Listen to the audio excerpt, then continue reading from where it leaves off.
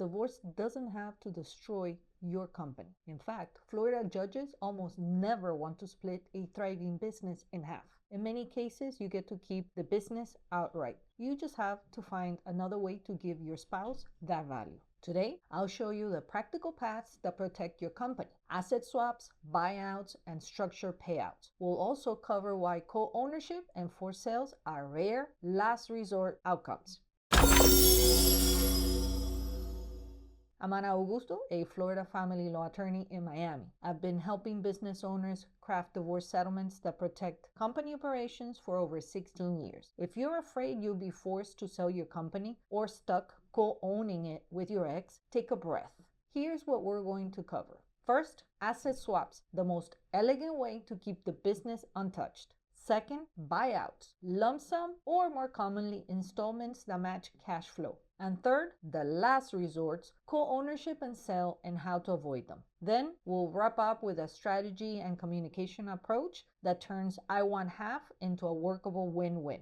By the end, you'll have 2 concrete deal sketches you can bring to mediation this month. But a quick note, this is Florida-specific general information, not legal advice for your situation. For advice specific to you, speak with a family law attorney like me.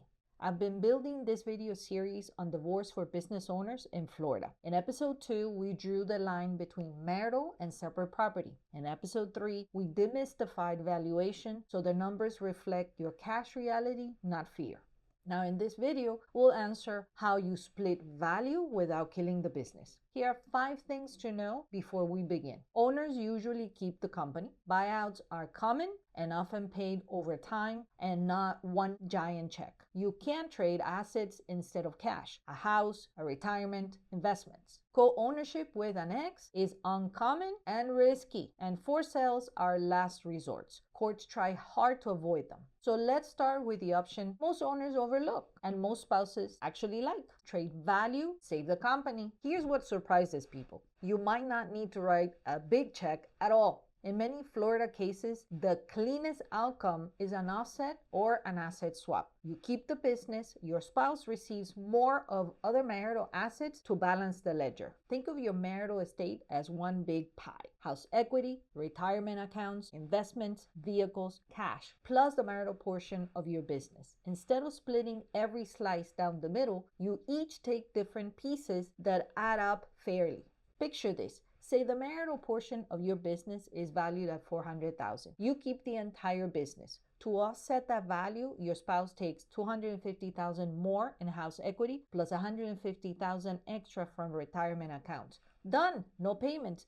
No ongoing connection to your company. Why spouses often prefer this? They get secure, usable assets, a house they can live in or sell, retirement funds they understand, no worrying about private company performance, no dealing with business decisions. It feels safer and simpler. But there are some things you need to watch for with taxes and timing. Trading retirement funds has rules. You'll need what's called a quadro for 401ks to avoid penalties, and speak with your CPA on the tax implications. Liquidity also matters, so make sure your spouse can actually use what they receive. A house they can't afford to maintain isn't helpful. Offsets work best when there are enough other assets to trade. If the business is 90% of your wealth, this gets harder. Here's what to do this week. Rank your priorities. If keeping the business is number 1, what's number 2? The house, your 401k, that investment account? Know what you trade before you're asked. Offsets reduce drama because they eliminate worries about payouts. Your spouse walks away with assets they understand. You keep running business completely untouched. And courts routinely approve offsets when the math works.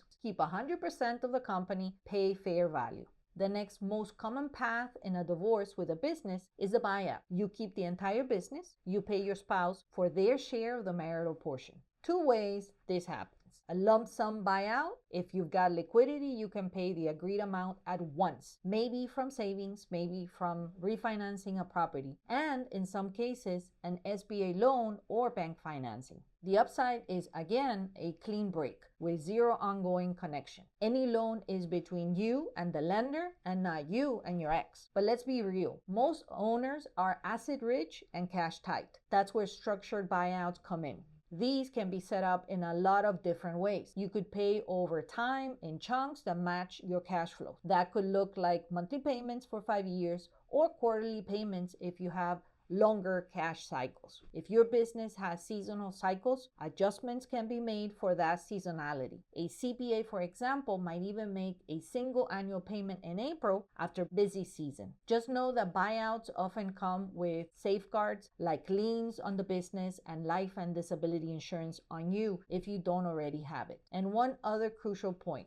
buyout payments are completely separate from alimony. Different buckets, different tax treatment, different rules. So label them clearly in your agreement and payments. This week, you can start thinking about two versions of a buyout plan. A conservative plan with lower payments, longer term, more breathing room, or an aggressive plan with a higher payment but a shorter term that's done faster. If you're considering a loan, get preliminary terms now. Walking in with a pre-approval letter changes the conversation. A credible buyout plan reassures everyone. Your spouse sees that they'll get paid. The court sees it's feasible. Your business keeps running without disruption. Yes, you'll write checks for a while, but the business remains yours, and eventually the obligation ends. Now let's tackle what I consider the nightmare situation and why they rarely happen. First, co-ownership after divorce. Could a judge leave you and your ex as business partners? In theory, yes. In reality, it's incredibly rare. Why? Because judges know it's a disaster waiting to happen. Every business decision becomes a battlefield. Every financial choice gets questioned. Employee morale tanks, customers sense the tension. Unless both of you genuinely want to stay partners and can prove that you'll work together, courts avoid this. If co-ownership comes up, propose an exit first framework, a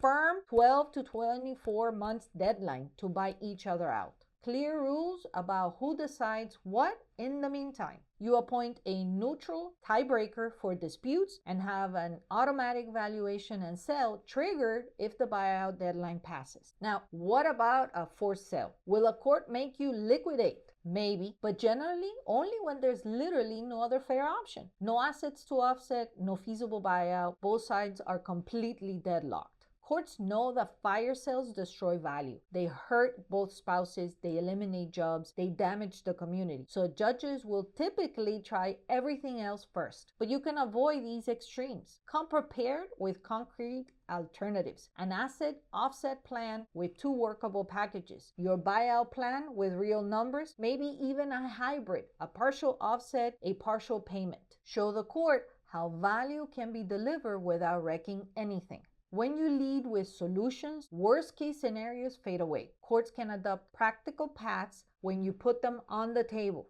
But first, how do you even talk about keeping the whole business in a divorce? I'm taking half of your business. You may have heard this, maybe even screamed it in anger. It's usually fear talking, not a final position. Fear of being cheated, fear of poverty, fear of losing security. The fastest way to calm that fear is to present clear, safe options. Think from your spouse's perspective. What do they really want? Often it's security, simplicity, and certainty.